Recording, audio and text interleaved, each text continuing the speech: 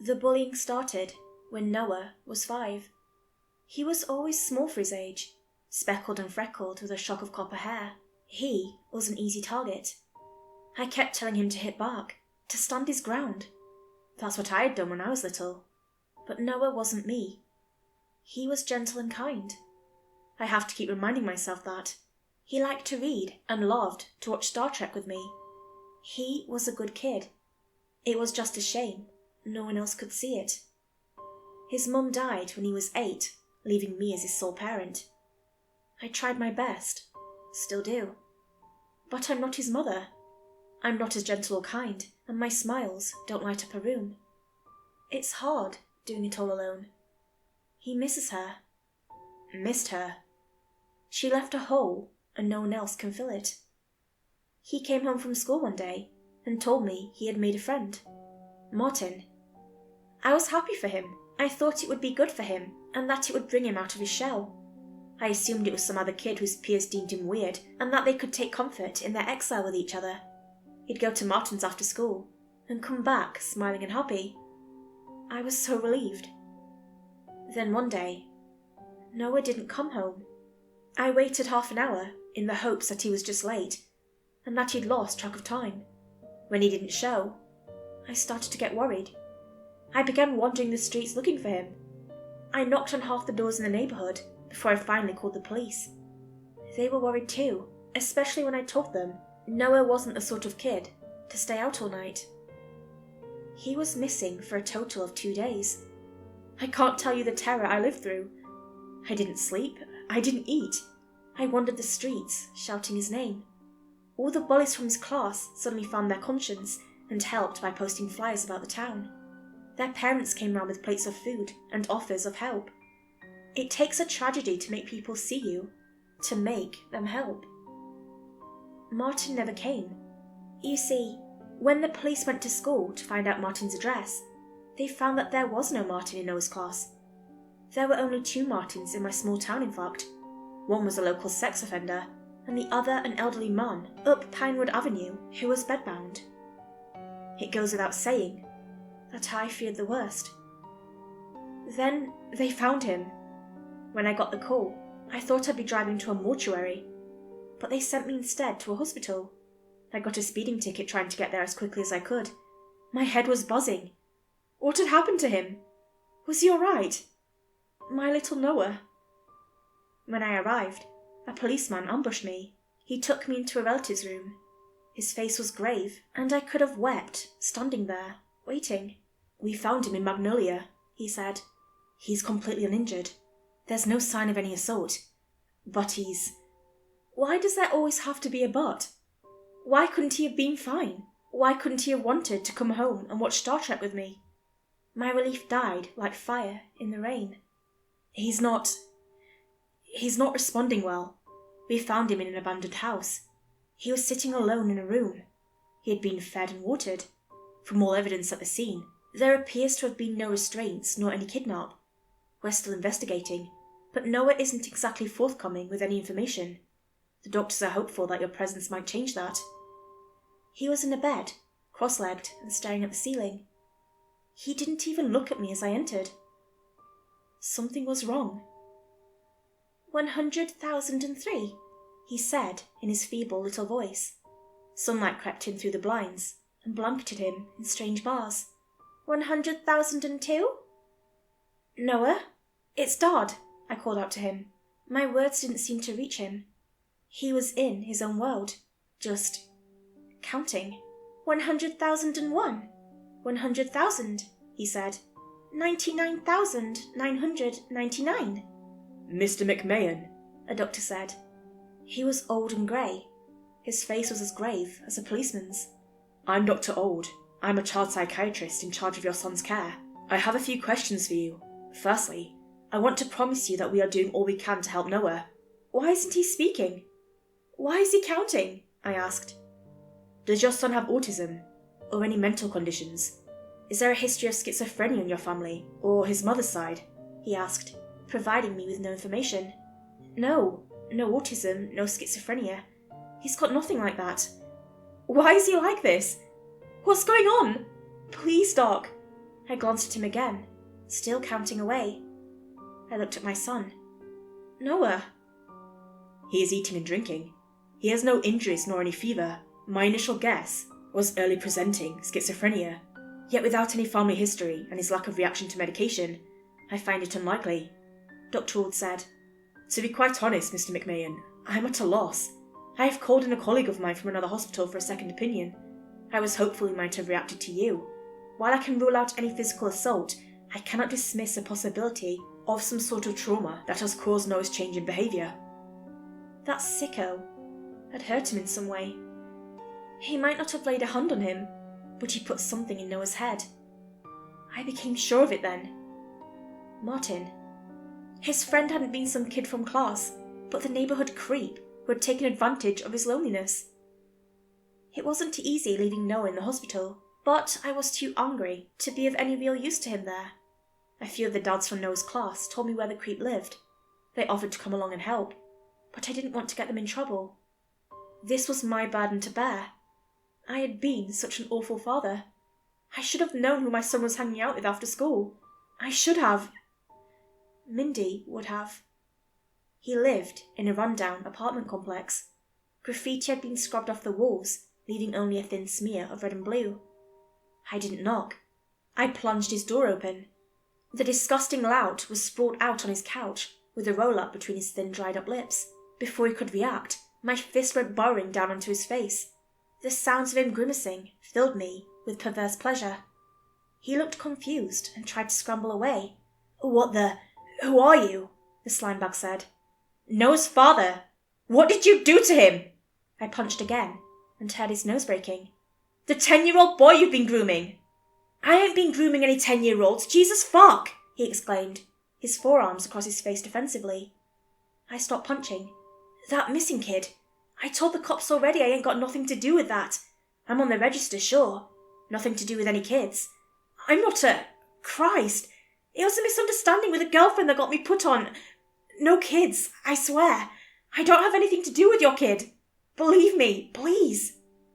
His coffee table was stacked high with adult magazines. I believed him. I called the police on myself in the end. They were extremely sympathetic, and Martin agreed not to press any charges, though I am pretty sure the stack of cannabis on the table they agreed to overlook in exchange played a part in that. Good guys, the cops in my town. I went back to the hospital. Nothing had changed. He was still counting down. Every hour the numbers grew smaller. He'd stop to sleep, but then he'd wake up and he'd continue the count. 40,603, he said. His voice was changing. The doc said it had to do with the fact he never shut up anymore. His vocal cords were strained and raw. He sounded almost like an old man. My poor little Noah. I couldn't help but wonder what would happen when he got down to 0. Would he stop counting? What would happen when he was finished? I think the doctors were wondering that too. They were stumped. Never seen a case like Noah before, they kept saying. Why did it have to be my kid? He'd been through enough. Mindy, the bullying. Why him? I'm sorry, son, I said to him. He didn't look at me. I grabbed his hand, which he pulled back. He used to let me hold him when he was sad. He'd come in from school with his bag slumped across his shoulders, and I'd just hold him as he cried. Not anymore. Noah wasn't in there, and if he was buried deep. I grabbed his hand again. I had Mindy's favourite necklace in my pocket, and I slipped it around his neck. Help me.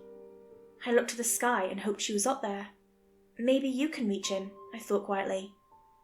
It's my one remaining comfort to imagine that she did. As the cold metal touched his neck, he squeezed my hand. In between mindless numbers, he looked at me. His eyes were wide with terror, like a pig at its slaughter. Dad, what's happening to me? He said. I thought I had him back. The moment died as quickly as it came.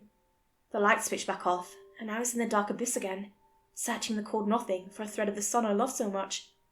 39,963.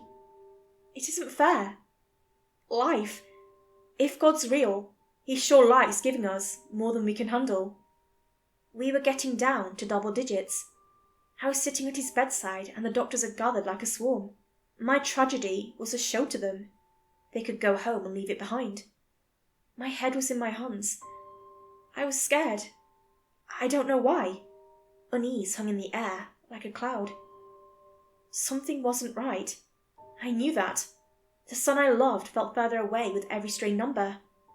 He was drifting off into the other, and all my love would go with him. 20, 19, he said at short intervals.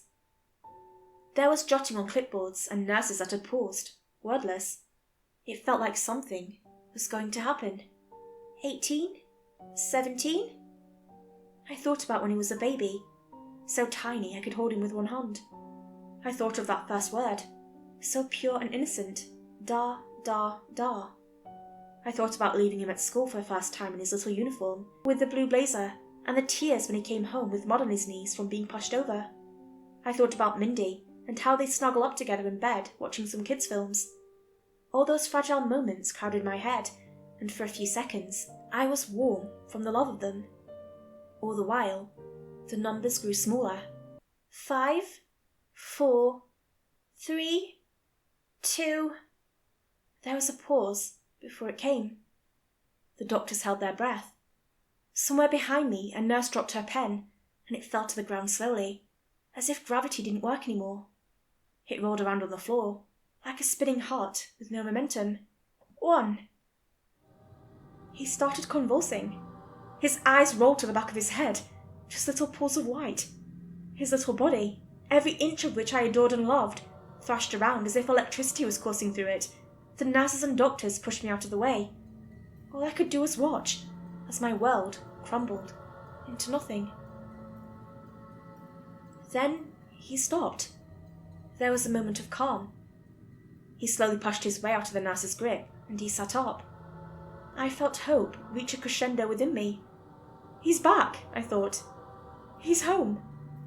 Then I looked at him, and it slipped away again, into a void of spreading dread. His eyes weren't his anymore. They were the same blue, but they belonged to a stranger. "Where am I?" he asked in that strange crackled voice. A parent knows. I can't explain it. You just know. The Noah sat on that hospital bed wasn't my Noah. He was someone else's. He looked at me as if he didn't know me. All the moisture had been drained out of me. I felt like nothing, like I would dissolve into tatters. "You're in hospital, Noah," Dr. Old said. "Good," he said. He grunted and his body moved oddly. He surveyed his hands and legs as if he had just discovered them, and moved as if he expected them to ache. "I feel good. That's excellent," a nurse said with a warm smile. "Do you want some of your toys? Your dad brought you your favourite stuffed bear." He looked at Mr. Snuffles as if he had never seen him before. My hairs were standing up. They refused to lie flat. "Interesting bear," he said, judging its missing eye. He spoke as if he was older, more seasoned. This wasn't Noah. This wasn't Noah. He did not cradle it to his chest. It looked at me, that thing in my son's body, and a small smile touched its lips, creeping up at the corners unnaturally. I shook my head. This couldn't be. "His vitals are stable," Dr. Old told me. "This is good." "He isn't talking like Noah," I said to him. He mused with his clipboard. "He isn't acting like Noah." "Whatever has happened to him has clearly had a great effect. It may take time for him to return to normal, if at all," he said. "It's still Noah. He's speaking now. That means we can help." I took no reassurance from his words. Hours passed like days. Noah moved as if he had never had a body before, or at least a working one. He marvelled at every joint and birthmark. He kept stretching his arms out, just to study the way they moved. He didn't speak much. "When we get home we can watch Star Trek all weekend. I'm off work for a few weeks," I said to him, hoping to draw my son out of whatever shell he was in. "I prefer marsh," he said, and I flinched. "I can't wait to get home and have some kippers." Kippers and marsh. Somewhere else in the hospital, another tragedy was underway. I was wandering the halls numbly with a cup of hot coffee in my hands. The doors to ambulatory slammed open. A trolley was rushed through, a crowd of frantic family members chasing after it. An old man lay in bed, reaching out for the sky's embrace. He was panicked. His eyes were wide, like Noah's had been, when he called out for me. "I want my dad! I want my dad!" the old man shouted at the top of his lungs. A young woman was holding onto the side of his trolley. His daughter, maybe, yet the man did not seem to know her. Every time her hands came down to comfort him, he flinched. Then he saw me, and his hand pulled out for me. His words seemed to have been stolen from him. He was trying to throw himself out of the trolley just to reach me. "Dad! I want my dad!" he shouted, and the words filled my belly with dull, throbbing unease. "Does your father have dementia?" a doctor was asking the woman. No, he's not able to get around much anymore. That's all. He's never been like this. He's been a little down lately about not being able to get out as much, but he's always been sane," she said, her voice etched with pain. A pain I knew too well. Her situation was not so dissimilar to mine. A relative, not acting like themselves. The same but different. "Dad, it's me." "No, Dad! I want my dad! My mum! Dad!" he cried, reaching out for me again. My body wanted to chase after him, to reach him. The coffee cup slipped from my hand and fell like a clotter to the ground. A pool of dark brown soaked my feet. "Do you have a name so we can pull his records?" the doctor asked as they followed the trolley into the room. The old man slipped out of view. "Martin," the woman, still breathless, replied. "His name's Martin Smith." A strange coincidence. Had to be. Little lines tied together, stitching into some awful patchwork quilt. It didn't make any sense. It couldn't be. I returned to Noah. I felt like a zombie, like my head wasn't connected anymore. It was floating in the clouds. Nothing made sense. "I can't wait to come home with you, Dad," Noah said, and my eyebrows furrowed. I shut my eyes and thought of my boy, at the gates of the school, in the arms of his mother. His face turned wrinkled and old. "We're going to have so much fun. I just know it." He's not my kid. The thing I'm taking home, it's not my kid.